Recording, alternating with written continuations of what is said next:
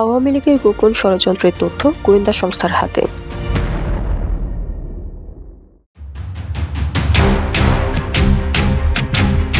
কথিত আওয়ামী লীগের নেতাকর্মীরা গোপনে দলবদ্ধভাবে ঢাকামুখী হচ্ছেন। গোয়েন্দা সংস্থার হাতে এমনই এক চাঞ্চল্যকর তথ্য এসেছে।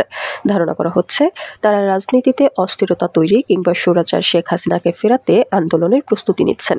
এই প্রেক্ষাপটে নতুন করে সংঘাত ছড়িয়ে পড়ার আশঙ্কায় পুলিশ প্রশাসন সতর্ক অবস্থানে গেছে। সরকার পরিবর্তনের পর চট্টগ্রামে আইনশৃঙ্খলা পরিস্থিতির অবনতির সুযোগে দেশজুড়ে বাড়ছে হত্যা, ধর্ষণ, চাঁদাবাজি, হামলা ও সহিংসতা। এসব দমনে চট্টগ্রামের প্রতিটি থানাকে বিশেষ নির্দেশনায় দেওয়া হয়েছে অপরাধ দমন ও রাজনৈতিক উত্তেজনা মোকাবেলার কৌশল। পুলিশ ও সংশ্লিষ্ট সূত্রগুলো বলছে, গত ৫ আগস্ট সরকারের পতনের পর চট্টগ্রামে সহিংসতা, দখল, সংঘর্ষ ও রাজনৈতিক প্রতিহিংসামূলক কর্মকাণ্ডে সরাসরি জড়িয়ে পড়েছে আওয়ামী লীগের বিভিন্ন স্তরের নেতাকর্মীরা।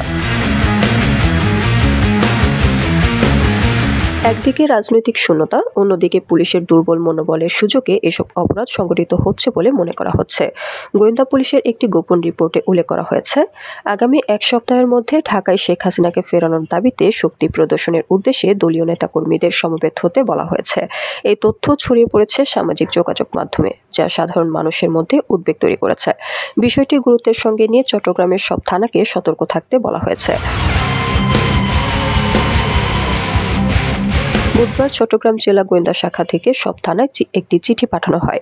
এতে অস্থির পরিস্থিতি মোকাবেলায় পুলিশ সদস্যদের জন্য ৮ দফা নির্দেশনা দেওয়া হয়, যার মধ্যে রয়েছে সন্দেহভাজনদের গতিবিধি পর্যবেক্ষণ, যাদের নামে মামলা আছে তাদের মোবাইল ট্র্যাকিংয়ের মাধ্যমে অবস্থান শনাক্ত করে গ্রেফতার, গুরুত্বপূর্ণ স্থানে চেকপোস্ট বসানো, নৌঘাট, রেল স্টেশন ও বাস স্ট্যান্ডে নজরদারি বাড়ানো, বিএনপি ও জামায়াতপন্থী স্থানীয় নেতাদের সহায়তায় ঢাকামুখী যাত্রা প্রতিহত করা, সামাজিক যোগাযোগ মাধ্যমে নজরদারি করে উস্কানিদাতাদের শনাক্তকরণ, অর্থদাতাদের বিরুদ্ধে ব্যবস্থা নেওয়া, ভাড়ায় চালিত গাড়ি ও স্ট্যান্ডগুলোর ওপর নজর রাখা।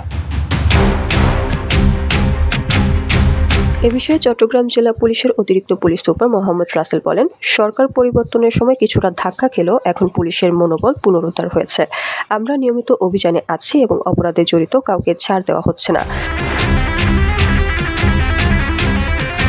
চট্টগ্রাম মেট্রোপলিটন পুলিশের অতিরিক্ত উপকমিশনার মাহমুদা বেগম বলেন, নগরীতে পুট ও নাইট পেট্রোল, নতুন নতুন চেকপোস্ট এবং মিনি টিম গঠন করে কাজ করা হচ্ছে। যেসব এলাকা অস্থিরতার ঝুঁকিতে আছে সেখানে বাড়তি ফোর্স মোতায়েন করা হয়েছে।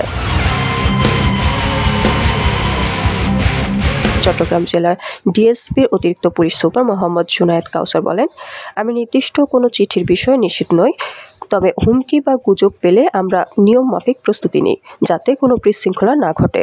পুলিশ সবসময় সচেতন ও সতর্ক রয়েছে।